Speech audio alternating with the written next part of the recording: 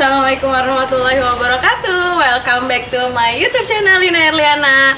Nah, di sharing is caring hari ini tentunya sangat berbeda dari session-session sebelumnya. Kalau kita kemarin-kemarin tuh udah sering banget ngomongin ngobrol dengan alumni yang di fakultas kelautan, terus yang di fakultas di jurusan filsafat, terus ada juga yang di kedokteran, kedinasan dan lain-lain. Nah, di sharing is caring hari ini tentunya sangat menarik dan berbeda dari sesi selanjutnya karena kita akan ngebahas, ngebahas tentang alumni yang setelah lulus SMA mungkin pernah ngerasain daftar dan gagal dan akhirnya sekarang kerja di PT yang bisa dikatakan bonafit dan bisa punya uang sendiri. Nah, kita langsung aja ya sharing is caring-nya bersama kakak alumni yang sudah kita nantikan. Mari kita lihat siapakah di sini. Iya, ini dia Kak Salma. Hai. Hai. Speech. Ngomong. Hai, nama saya Salma Nurhaliza dari angkatan 12, kelas 12 IPA 5. 12 IPA 5. Gimana kabarnya Kak Salma hari ini? Alhamdulillah baik. Oke, tetap semangat ya, nggak kerja nih hari ini. Iya, libur tanggal merah. Oke, libur merdeka ya. Iya, 17 Agustus. Oke, Kak Salma. Nah, di sini ada Kak Salma Nurhaliza dulu 12 IPA 5. Nah, di sini mungkin Kak Salma kita pengen tahu dan dengar cerita-cerita Kak Salma sebelum sampai tadi kan Ibu narasi di awalnya tuh kerja di PT Bonafit yang bisa setelah lulus SMA bisa menghasilkan uang sendiri yang sampai berjuta-juta itu gitu kan. Nah itu. Nah, sebelum ke sana Ibu pengen tahu dulu nih ya.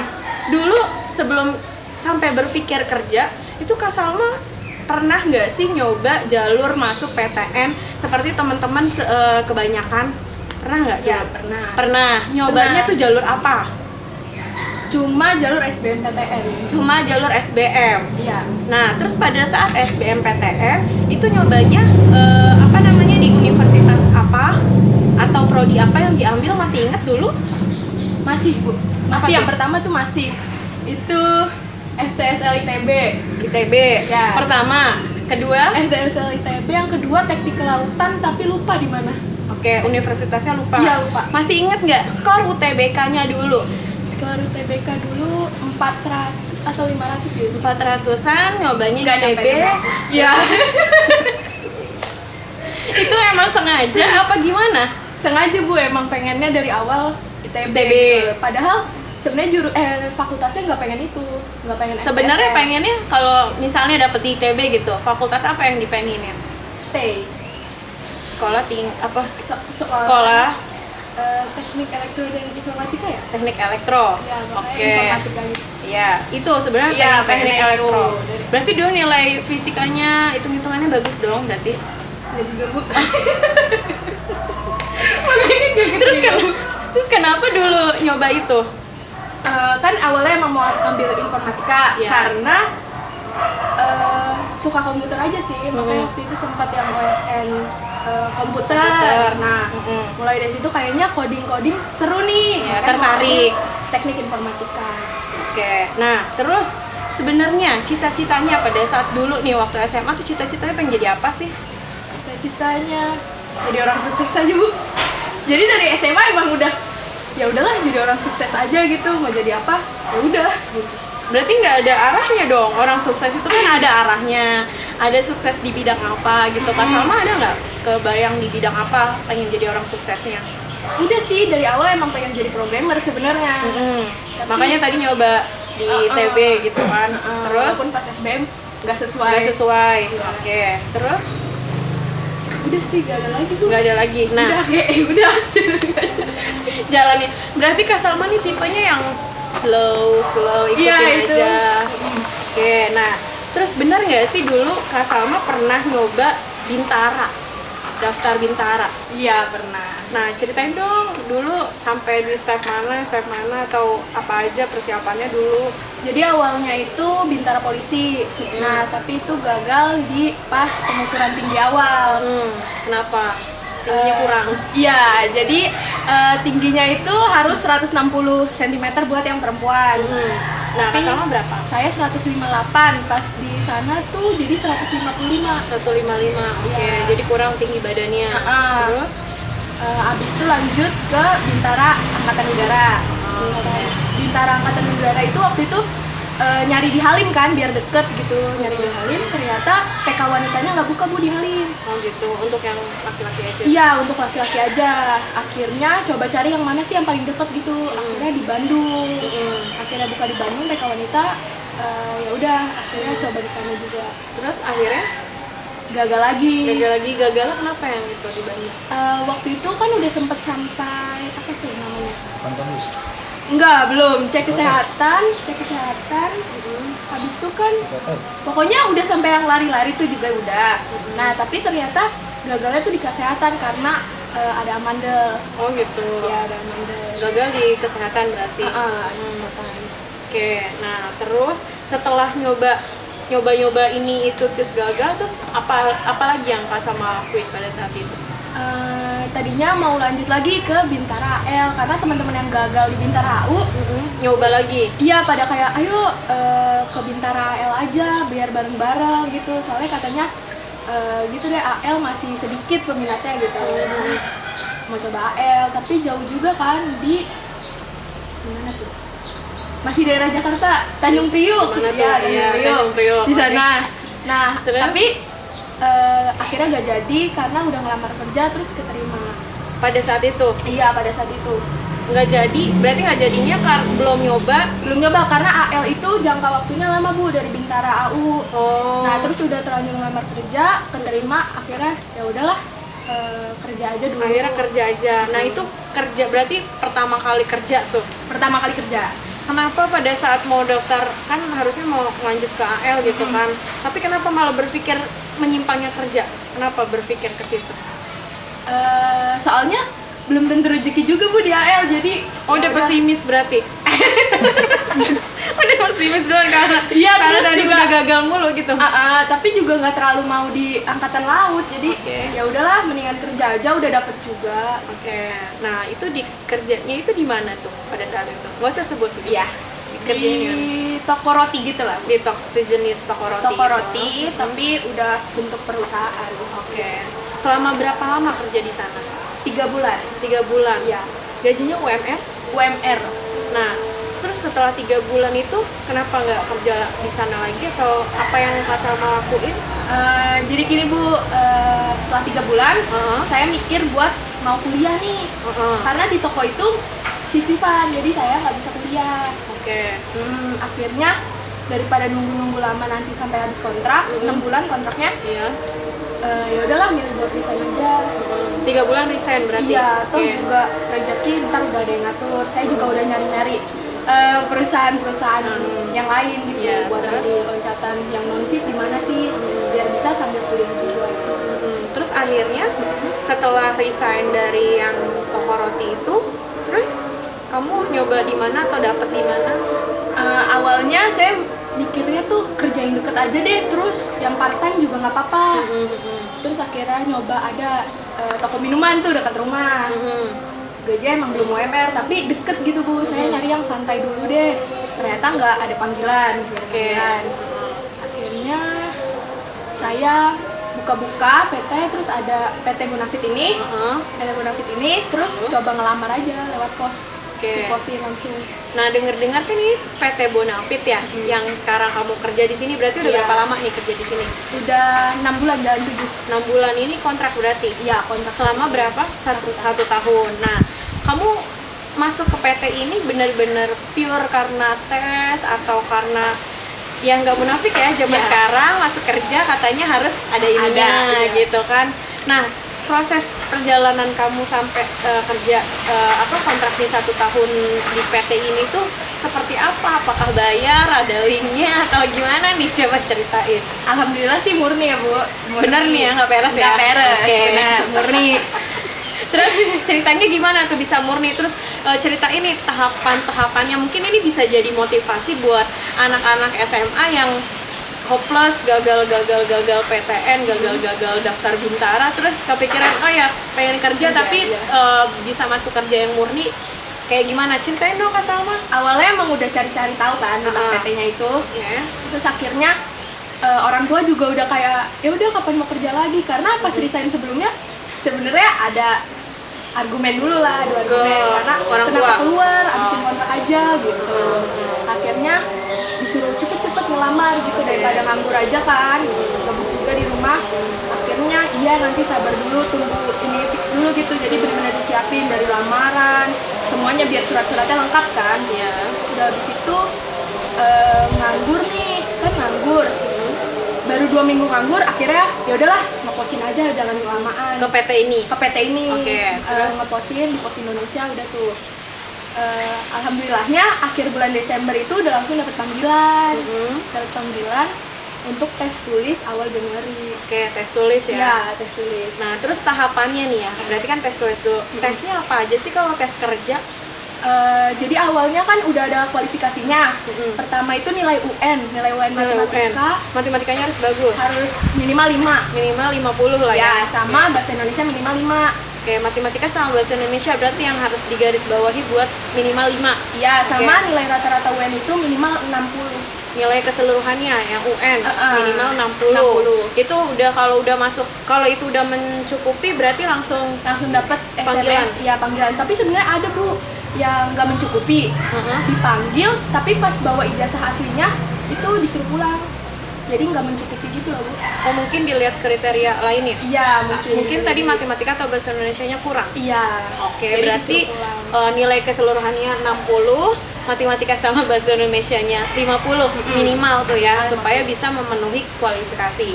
Lalu selanjutnya tes tulis itu ada matematika sama psikotes. Masih ingat nggak sih soal ujiannya kayak gimana? Kalau gitu? matematikanya sih kayak soal cerita SMP aja sih Bu, sebenarnya gampang. Kayak lingkaran juga ada, lingkaran gitu-gitu. Terus abis itu langsung diumumin Bu lolos apa enggaknya. Gitu. Hari itu juga.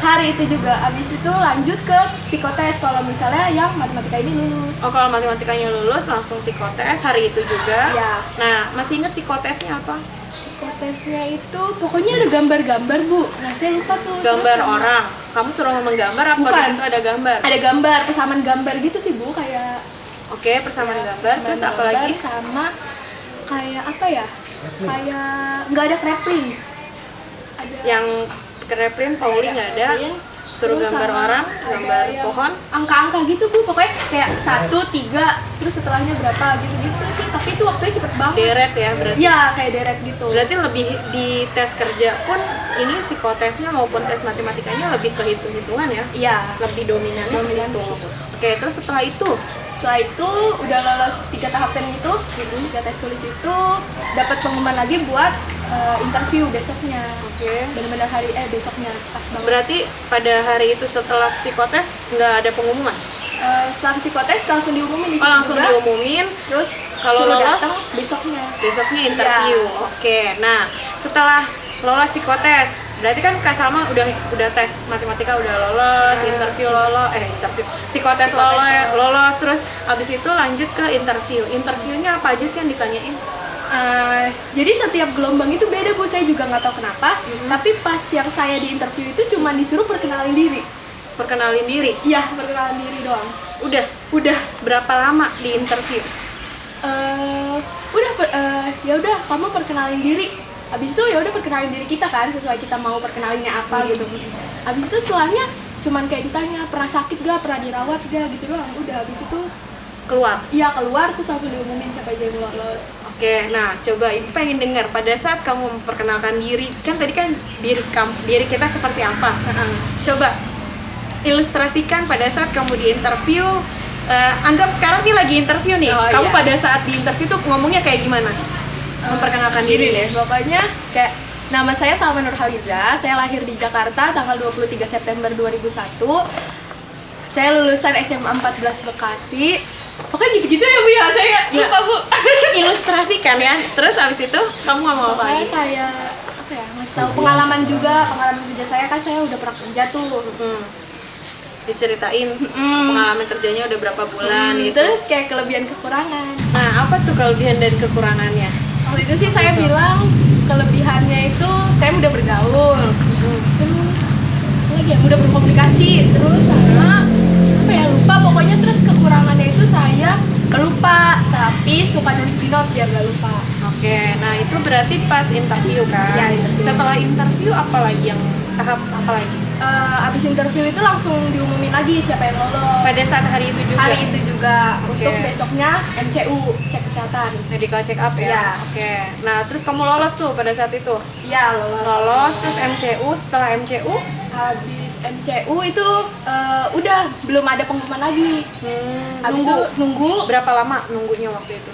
Kalau nggak salah seminggu, nggak terlalu lama, atau 2 mingguan. Oke. Baru dipanggil untuk orientasi. Dipanggilnya by apa tuh, email? SMS lagi. SMS. Seperti yang pas awal-awal. Sebelum-sebelumnya juga SMS ya? SMS. Oke, nah terus abis itu apa tadi? Orientasi. Orientasi itu maksudnya apa tuh?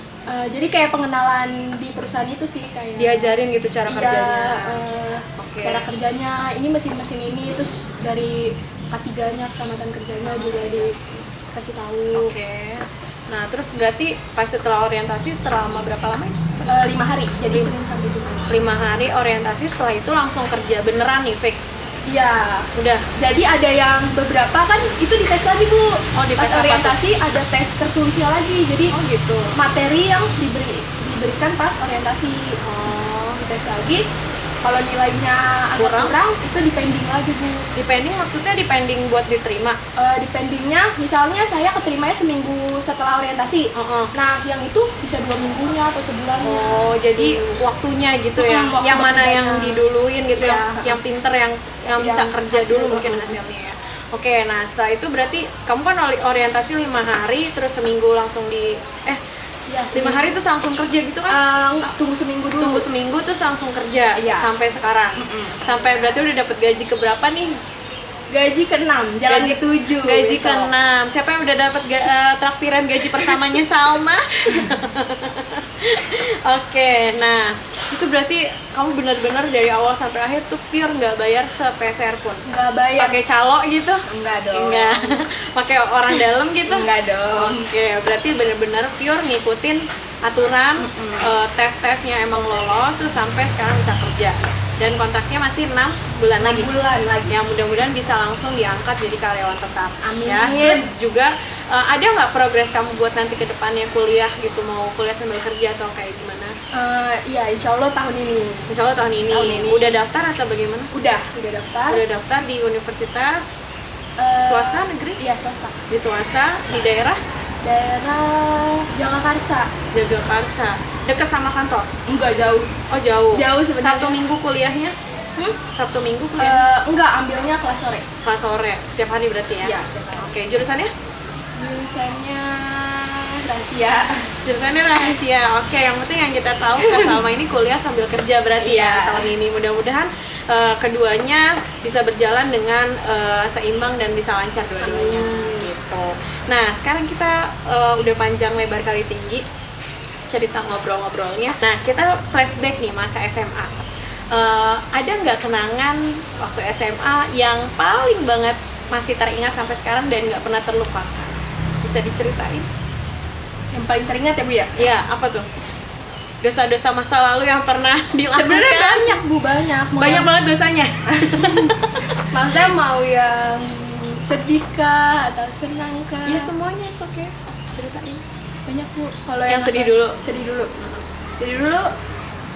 Yang waktu itu yang OSN yang 13 itu sedih banget, bener-bener Oke. sedih banget. Jadi FYI buat kalian yang nonton, dulu Kak Salma itu pernah ikut OSN dan ranking 11 yang diterima, yang diambil Yang ke sampai provinsi itu 6. sampai 6, berarti 5 orang itu ya. sebenarnya 5 Itu nyesek banget ya. Oke, itu sedih. Terus itu Sedih. Apalagi ibu bilang juga pas yang OSN, udah nak, kalau kamu takut pelajarannya keganggu, nggak usah ikut OSN. Ini kan udah bilang kayak gitu. ibu ngomong gitu. Iya. waktu Terus itu. bikin kamu sedih. Sebenarnya, enggak Bu, saya tetap pengen gitu. Oke, terus Ya udah, terus abis itu banyak sih Bu yang seru-serunya ya kayak tadi. cabut-cabutan kesana kemari. Kayak tadi di belakang kamera udah nyebutin tuh dosa-dosa Iya. masa lalunya. Jadi keluar pagar sekolah tanpa izin juga bisa. Oke, nggak usah diceritain, nanti Iya. ngikutin. Oh, iya, Nggak boleh. nggak boleh. Itu nggak boleh ditiru. Nggak boleh ditiru guys. Oke, itu ya berarti yang pernah dilakuin ya.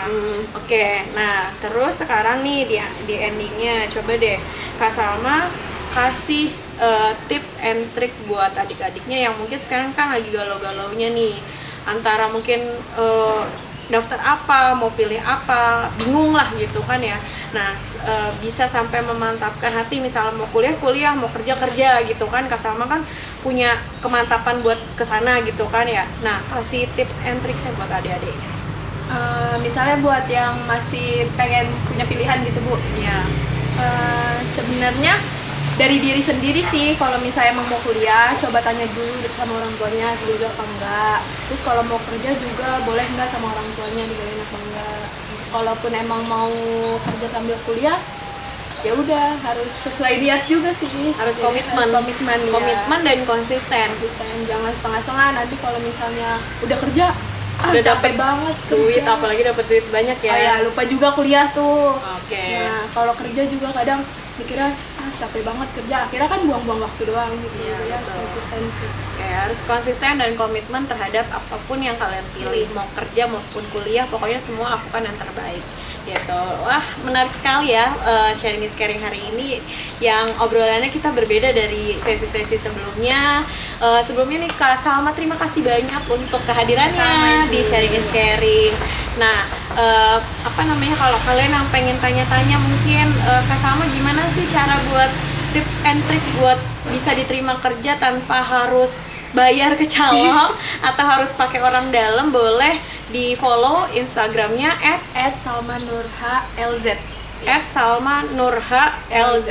Ya. Nah, boleh di ini apa namanya, boleh di follow.